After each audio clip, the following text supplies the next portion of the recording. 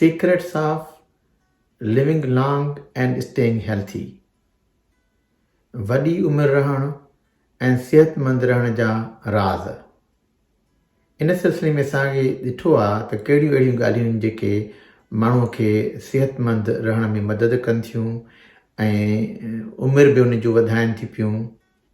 हे तव्हां मुंहिंजे हथ में ॾिठो हूंदो, हे जूते खे ॿधण वारी कहीं आहे ऐं इहा हिकिड़ी ख़ासि इम्पॉर्टेंट ॻाल्हि आहे जेका असां अॼु उन ते डिस्कस कंदासीं. कहीं जे बारे में कोन कंदासीं, पर उन जहिड़ी हिकु ॿी शइ आहे. एलिज़ाबेथ ब्लैकबर्न जेका नोबेल प्राइज़ जंहिंखे मिलियो हो, उन हिकु रिसर्च कई. उन में ॾिठो त जेके असांजा DNA आहिनि, जीन्स में DNA हूंदा आहिनि, उन जी शकिल जेकी आहे हिन क़िस्म जी जेका जूते जी कहीं आहे उन वांगुरु हूंदा आहिनि.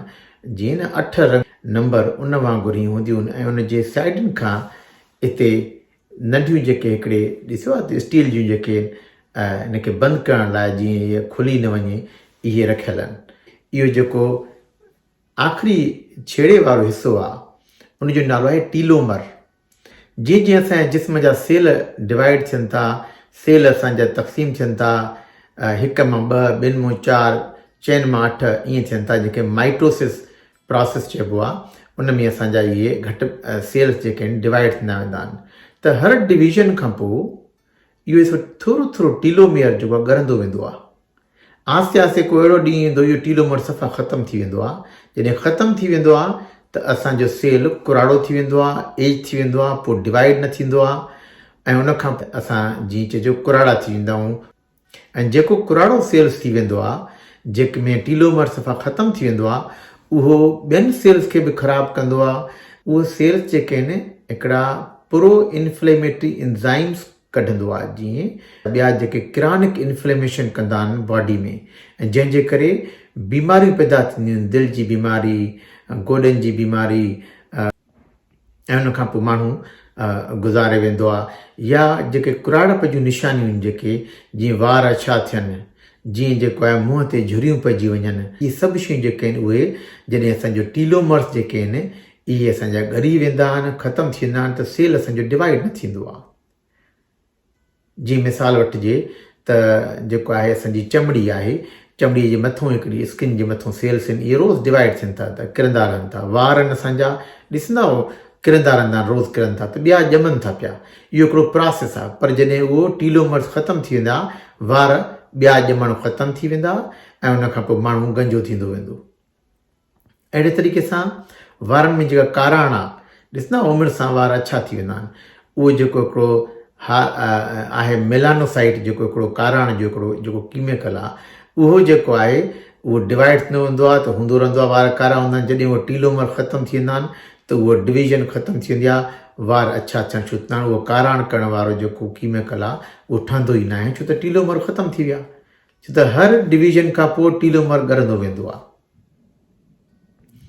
मां असांजी ताज़ी हिकिड़ी रीयूनियन थी, कॉलेज जी असांजी थी, 30 सालनि खां पोइ असांजी रीयूनियन थी. सभु जेके आहिनि असां कॉलेज जा पुराणा दोस्त जेके सिंध मेडिकल कॉलेज में पढ़ंदा हुआसीं, इहे गॾु थियासीं भूरबन में, पाकिस्तान में गॾु थियासीं. उते ॾिठोसीं त कुझु जेके आहिनि असांजा साॻी कॉलीग, साॻी उमिरि जा हुया. कुझु त ईअं यंग लॻा पिया, जवान लॻा पिया, जीअं असां छॾियोसीं हुनखे 30 साल पहिरियों तीअं लॻा पिया. ऐं कुझु ॾिठोसीं वरी त ईअं कुराड़ा थी विया, के कुॿा थी विया ऐं वार ख़तमु थी विया, कंहिंजा वार अछा थी विया, के मुश्किल सां आस्ते आस्ते हलनि पिया. त पोइ ॾिठोसीं ईअं छो आहे? उमिरि साॻी, माण्हू साॻा, पढ़ियासीं साॻी मां, पोइ इहो आहे एजिंग जेका मुख़्तलिफ़ छो आहे? कुझु माण्हू एतिरनि सालनि खां पोइ बि यंग था रहनि पिया, स्किन उनजी टाइट लॻी पई आहे, चमकनि था पिया ऐं वार कारा लॻा पिया आहिनि. ऐं कुझु माण्हू जेके आहिनि उहे जेको आहे जल्दी कुराड़ा था थी वञनि, बीमार था रहनि, दवाउनि जा बुक भरे खाइनि था पिया. इहो छो आहे?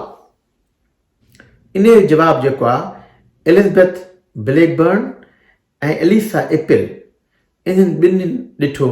उन्हनि ॾिठो त जिन माण्हुनि जा टीलोमर्स उमिरि सां जेके आहिनि उहे ॻरी था वञनि, जल्दी ख़तमु था थी वञनि पिया, त उहे जल्दी कुराड़ा बि थी वञनि था ऐं उन्हनि खे बीमारियूं वराए थी वञनि. अगरि ज़िंदा बि आहिनि त बीमार था रहनि, का दिलि जी बीमारी अथनि, फिफड़नि जी बीमारी अथनि, कैंसर थी वई आहे, उहे बीमार बि रहनि था पिया, वार अछा थी विया आहिनि उन्हनि जा, कुॿा थी विया आहिनि, बोन्स उहे उन जा सुसी विया आहिनि, छो त बोन जी जेको आहे डिवीजन ख़तमु थी वई आहे। उन खां पोइ हुन रिसर्च कई त भला कोई अहिड़ो तरीक़ो बि आहे त इहो टीलोमर जेके न सुसनि ऐं माण्हू जेका वधीक ज़िंदा रहनि, ऐं अगरि जेकॾहिं ज़िंदा बि रहनि था त सिहतमंद रहनि। त उन हिकिड़ो दरियाफ़्त हिकिड़ो एंज़ाइम आहे टीलोमरेज़। अगरि उहो टीलोमरेज़ जिन माण्हुनि खे आहे जिस्म में घणो, त टीलोमर जेको ॻरे थो उन जाइ ते ॿियो ठहंदो थो वञे। हाणे त वॾी दरियाफ़्त लाइ कोशिशूं थी वयूं त भई असांखे टीलोमरेज़ ठाहियूं काथऊं, को टीलोमरेज़ कहिड़ी शयुनि मां अचे थो। हाणे उन लाइ जेके कुझु फार्मूला आहिनि जंहिंखे साइंस ॾिठो आहे।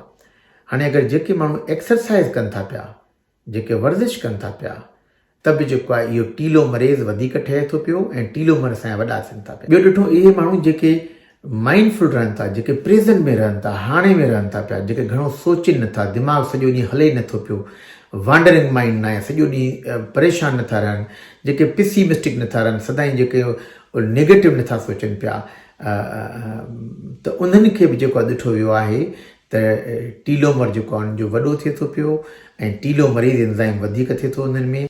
इहो बि ॾिठो वियो जेके माण्हू फ्रेश सब्जियूं खाइनि था पिया, उन्हनि में बि जेको टीलोमर वॾो थिए थो ऐं टीलोमरेज़ उन्हनि जी जेको आहे वधीक थिए थी पई।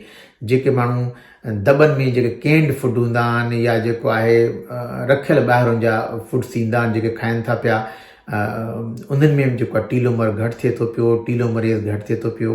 ॿियो ॾिठो वियो जेको स्ट्रेस आहे, जेको परेशानी ज़हन ते घणी रहे थी पई, ज़हन परेशान थो रहे, डिप्रेशन आहे, एंज़ाइटी आहे, उन में बि टीलोमर घटि थो थिए पियो असांजो ऐं टीलोमरेज़ बि घटि थो थिए पियो। पर जॾहिं असांजी उनजो इलाजु था कयूं, डिप्रेशन जो, एंज़ाइटी जो इलाजु था कयूं पियूं, परेशान घटि रहूं था पिया, त वरी असांजो टीलोमरेज़ वॾो थिए थो पियो ऐं टीलोमर वॾा थियनि था असांजा। हाणे इहो न आहे त सिर्फ़ु टीलोमर ई आहे जेको असांजी उमिरि वॾी करे थो ऐं बीमारियूं खां बचाए थो। इहो हिकिड़ो सबबु आहे, ॿिया बि सबब आहिनि। ॾिठो वियो त सोशल कनेक्शन, जेके माण्हू ॿियनि सां घणो मिलंदा जुलंदा रहनि था पिया, कनेक्टेड आहिनि माण्हुनि सां, दिलि में ख़ुशी रखनि था पिया, जेके रिलेशनशिप में आहिनि, पर जेको हैप्पी रिलेशनशिप हुजे। हीअ वीडियो अगरि तव्हांखे पसंदि अचे, उनखे लाइक कयो, उनखे सब्सक्राइब कयो, घणे या घणो शेयर कयो। महिरबानी तव्हांजी।